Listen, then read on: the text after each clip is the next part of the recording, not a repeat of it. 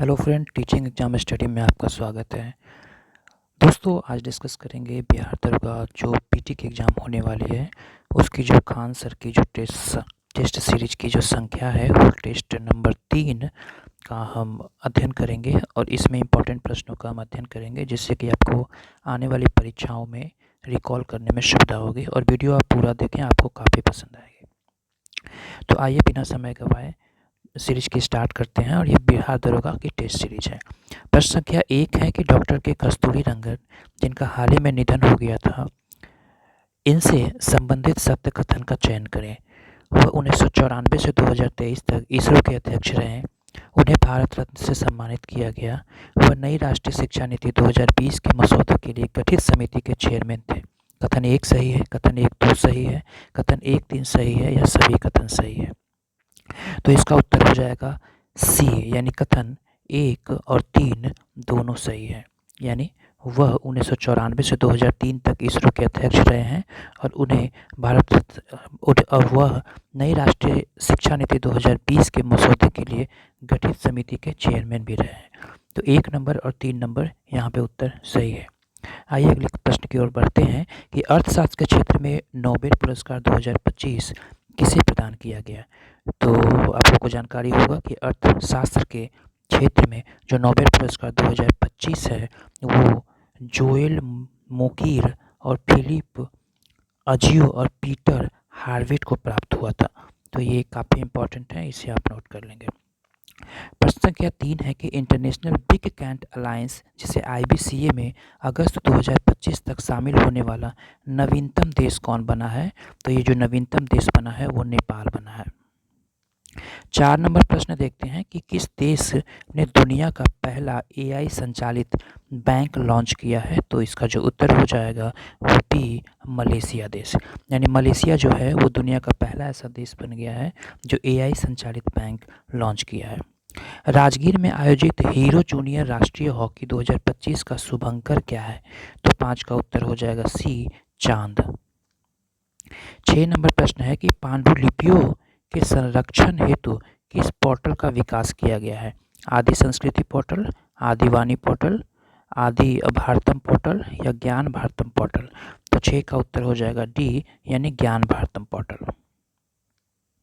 आगे बढ़ते हैं प्रश्न संख्या 7 की ओर कि मई 2025 में पुष्कर कुंभ मेला का आयोजन निम्नलिखित में से किस राज्य में किया गया। राजस्थान, उत्तर प्रदेश, उत्तराखंड। नीचे दिए गए कूट से सही उत्तर चुनना है। तो 7 का उत्तर हो जाएगा बी, यानी केवल 3, यानी पुष्कर कुंभ मेला का आयोजन उत्तराखंड में किया गया। यानी 7 का उत्तर बी हो जाएगा, यानी 3 नंबर उत्तराखंड में आयोजित किया गया। प्रश्न संख्या 8 है कि फ्रेंच ओपन 2025 प्रतियोगिता में महिला एकल की विजेता कौन जीता है। तो 8 का उत्तर हो जाएगा बी, कोको गॉफ। यानी फ्रेंच ओपन 2025 प्रतियोगिता में महिला एकल की विजेता रही है कोको गॉफ। प्रश्न संख्या 9 है कि सूची 1 का सूची 2 से मिलान करना है। Operation Vijay, operation Sindhu, operation Kaveri, operation Ganga और सूची संबंधित देश है यूक्रेन, सूडान, इजराइल और ईरान। तो इसका जो उत्तर हो जाएगा बी, यानी ऑपरेशन विजय जो है वो सूडान से संबंधित था और ऑपरेशन सिंधु जो है वो ईरान से, ऑपरेशन कावेरी जो है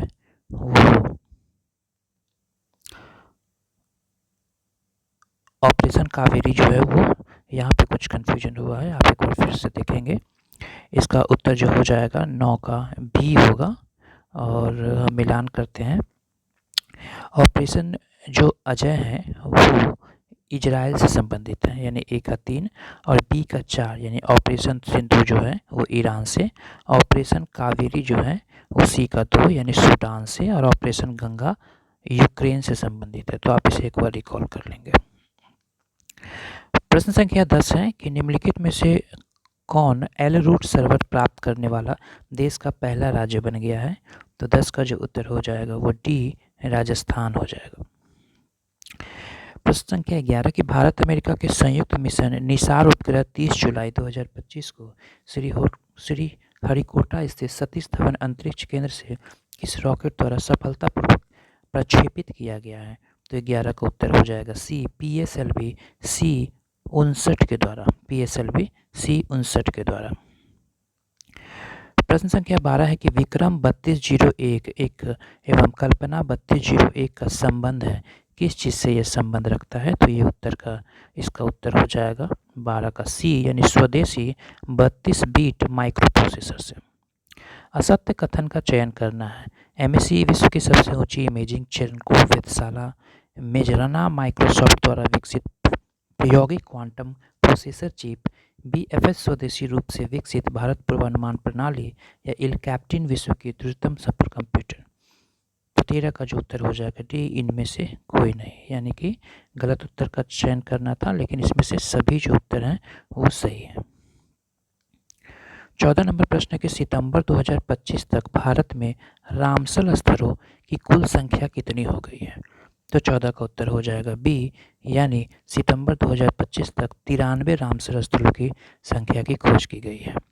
प्रश्न संख्या 18 की 8 अक्टूबर 2024 को विश्व स्वास्थ्य संगठन द्वारा भारत को ट्रैकोमा का उन्मूलन करने वाला देश घोषित किया गया है। भारत इस उपलब्धि को प्राप्त करने वाली दक्षिण पूर्व एशियाई का देश बन गया है। तो एक कैमी संख्या है, यानी कि कैमी देश बन गया है। तो 15 का उत्तर हो जाएगा सी, तीसरा। विश्व प्रेस स्वतंत्रता में भारत का स्थान एवं स्कोर क्या है? तो 16 का उत्तर हो जाएगा सी, 151वां, यानी 32.96 स्कोर प्राप्त किया था। 4 अक्टूबर 2024 को RBI द्वारा विदेशी मुद्रा भंडार के संबंध में जारी आंकड़ों के अनुसार भारत का विदेशी मुद्रा भंडार लगभग कितना रहा है? तो 17 का उत्तर हो जाएगा D, 704.89 billion US dollar. 18 number प्रश्न है कि केंद्रीय बजट 2025-26 में विकसित भारत की यात्रा के 4 शक्ति स्थलों को रेखांकित किया गया है। इनमें से संबंधित असत्य विकल्प का चयन करना है। तो 18 का उत्तर हो जाएगा डी, सेवा क्षेत्र। NFHS 5 रिपोर्ट के अनुसार भारत की कुल प्रजनन दर, यानी कि टोटल फर्टिलिटी रेट TFR कितनी है? तो 19 का उत्तर हो जाएगा ए, 2.0। बिम्स्टेक का छठा विश्व सम्मेलन बैंकॉक थाईलैंड में आयोजित हुआ, जिसमें बिम्स्टेक बैंकॉक विजन 2030 को अपनाया गया।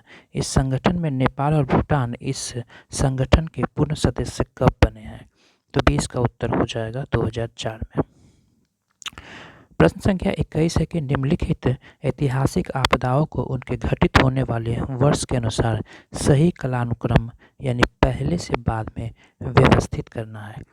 तो इसका हो जाएगा, सबसे पहले भोपाल गैस त्रासदी हुई, उसके बाद चेरनोबिल त्रासदी, गुजरात भूकंप हुआ, उसके बाद हिंद महासागर में सुनामी आई थी। प्रश्न संख्या 22 है कि रेपो दर में वृद्धि का सीधा प्रभाव क्या होता है? तो रेपो दर में वृद्धि का सीधा प्रभाव होता है कि ऋण महंगा हो जाता है। पहली हरित क्रांति से द्वितीय हरित क्रांति में मुख्य अंतर क्या है? तो 23 का उत्तर हो जाएगा पर्यावरण संरक्षण एवं जैव विविधता पर फोकस। प्रश्न संख्या 24 में कॉलम 1 योजना और कालावधि का मिलान करना है। काफ़ी इम्पोर्टेंट क्वेश्चन है और इसे आपको रिकॉल करना काफ़ी ज़रूरी होगा। 24 का उत्तर ए हो जाएगा, यानी कि 1 का बी प्रथम पंचवर्षीय योजना 1951 से 1952 तक, द्वितीय पंचवर्षीय वार्षिक योजना जो होता है वो 1966 से 1969 तक, उसके बाद चौथी पंचवर्षीय योजना जो हुआ वो 1969 से 1974 तक, उसके बाद छठी पंचवर्षीय योजना 1980 से 1985 तक। तो ये विकल्प यहाँ पे सही है। किसी देश द्वारा वस्तु एवं सेवाओं को निर्यात या आयात से अधिक होने पर इसे क्या कहा जाता है? 25 नंबर प्रश्न का जो उत्तर हो जाएगा वो बी, व्यापार अधिशेष। प्रोजेक्ट हाथी कब शुरू हुआ था? 26 का उत्तर हो जाएगा सी, 1992 ईस्वी में। फिर कूट और मिलान वाली है। हरितगृह प्रभाव के वैज्ञानिक विकास के संदर्भ में निम्नलिखित युग्मों को उनकी संबंधित विशिष्ट योगदानों के साथ सुमेलित किए। तो इसका उत्तर हो जाएगा 27 का बी, यानी ए का 2 हो जाएगा, यानी जैसी फूरियर जो है वो वातावरण द्वारा ऊष्मा के अपगमन को अवरुद्ध करने वाले सामान्य सैद्धांतिक रूपरेखा का वर्णन है। बी का 3 हो जाएगा, जॉन टिंडन ग्रीन हाउस द्वारा रक्त अवशोषण की स्पेक्ट्रोस्कोपी के माध्यम से प्रयोगात्मक पहचान है। उसके बाद स्वांते अर्हेनियस सी का 1 हो जाएगा, यानी और पृथ्वी के तापक्रम के बीच गुणात्मकता संबंध को गणितीय गणना है।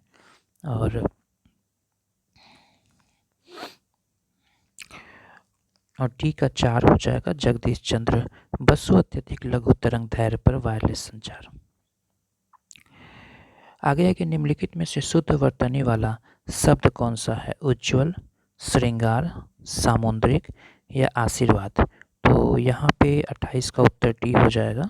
श्रृंगार, आशीर्वाद जो है वो शुद्ध वर्तनी का शब्द है। उज्ज्वल जो है वो उ आधा ज फिर आधा ज वो ल के रूप में लिखा जाता है। श्रृंगार, श्रृंगार, ये हुआ श्रृंगार का, और आशीर्वाद यहाँ पे सही है। काठ की हांडी बार बार नहीं चढ़ती, इस लोकोक्तियों का सही अर्थ क्या होगा? तो इसका सही उत्तर होगा सी कि छल या कपट का व्यवहार हमेशा नहीं चलता। इथेनॉल C2H5OH के बारे में निम्नलिखित में से कौन सा सही नहीं है? तो 30 का डी, इथेनॉल पानी में घुलता नहीं है। 31 नंबर प्रश्न है कि सूची 1 को सूची 2 से सम्मिलित कीजिए और सही कोट का चयन करें।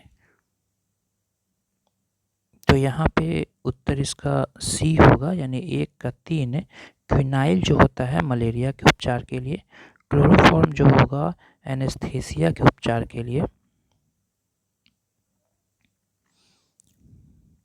उसके बाद से सी का 2 यानी एथेनॉल जो होता है सॉल्वेट कीटाणुनाशक के रूप में, और डाटोक्लोरोक्विनोन सूजन रोधी दर्द निवारक है। क्वेश्चन नंबर 32 है कि आधुनिक आवर्त सारणी के संदर्भ में निम्नलिखित में से कौन सा कथन सही नहीं है?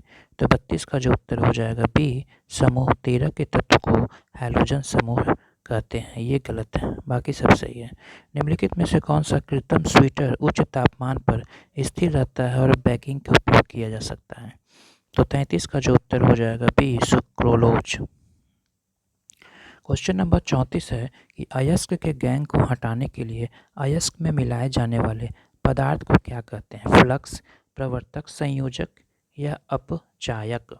तो 34 का जो उत्तर हो जाएगा वो ए, फ्लक्स हो जाएगा। परमाणु जिसमें प्रोटीनों की संख्या समान परंतु न्यूट्रॉनों की संख्या भिन्न भिन्न होती है वो क्या कहलाती है? समस्थानिक। विज्ञान की शाखा जो जीवन या पृथ्वी से परे जीवन की संभावनाओं से संबंधित है उसको क्या कहेंगे? तो इसका उत्तर हो जाएगा एक्सोबायोलॉजी। युगलिना किस जगत के अंतर्गत आता है? तो 37 का उत्तर हो जाएगा बी, प्रोटेस्टिटा। निम्नलिखित में से कौन से भारतीय मूल के वैज्ञानिक थे और जिन्हें चिकित्सा शास्त्र के लिए नोबेल पुरस्कार प्राप्त हुआ था? तो हरगोविंद खुराना। समसूत्री विभाजन की किस अवस्था में गुणसूत्रों का अध्ययन किया जाता है? तो 39 का उत्तर हो जाएगा बी, मेटाफेज। फेफड़ों को ढकने वाला आवरण क्या कहलाता है? तो ये प्लूरा कहलाता है। डी नंबर इसका ऑप्शन सही हो जाएगा। निम्नलिखित में से कौन सा सरल उत्तक नहीं है? तो 41 का उत्तर हो जाएगा ए, जाइलम।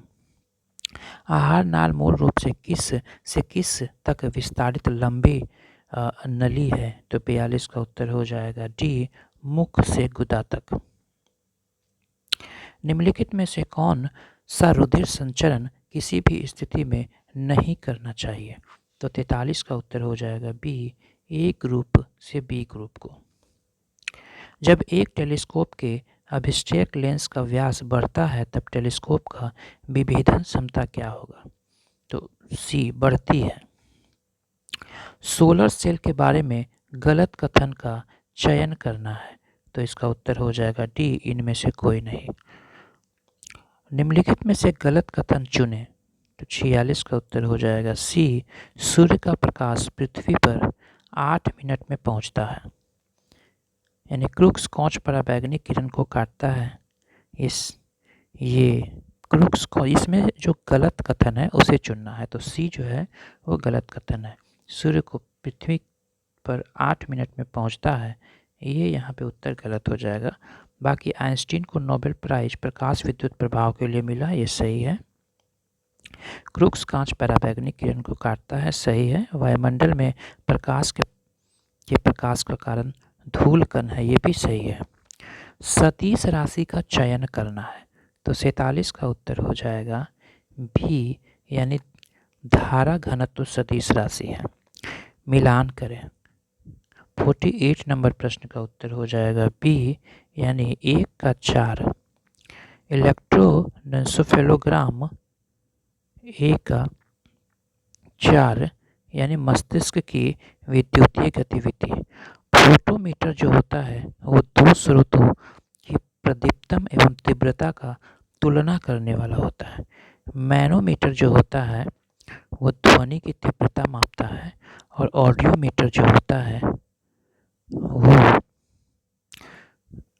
सॉरी यहाँ 3 का 2 है।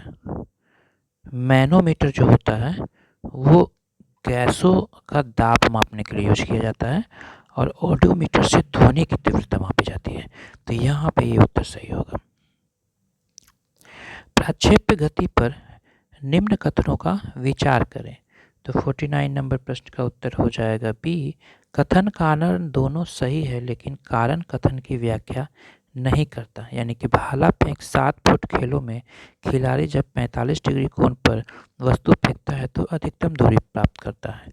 कारण, कण को अधिकतम परास प्राप्त करने के लिए इसे 45 डिग्री पर प्रक्षेपित किया जाता है। तो यहाँ कथन दोनों सही है लेकिन कारण कथन की व्याख्या नहीं करता। क्वेश्चन नंबर 50 है कि निम्न में से कौन छाया की उत्पत्ति के लिए जिम्मेदार है? ध्रुवीकरण, प्रकाश का ऋजुरेखीय प्रसार, विवर्तन और व्यक्तीकरण। तो 50 का उत्तर हो जाएगा बी, प्रकाश का ऋजुरेखीय प्रसार। तो ये सीरीज फर्स्ट की प्रश्न थी, टेस्ट सीरीज 3 की पार्ट 1 में हम लोग 50 प्रश्न को डिस्कस किए हैं। इसकी 50 प्रश्न की और वीडियो नेक्स्ट वीडियो में हम आपके साथ लाएंगे। वीडियो देखने के लिए धन्यवाद।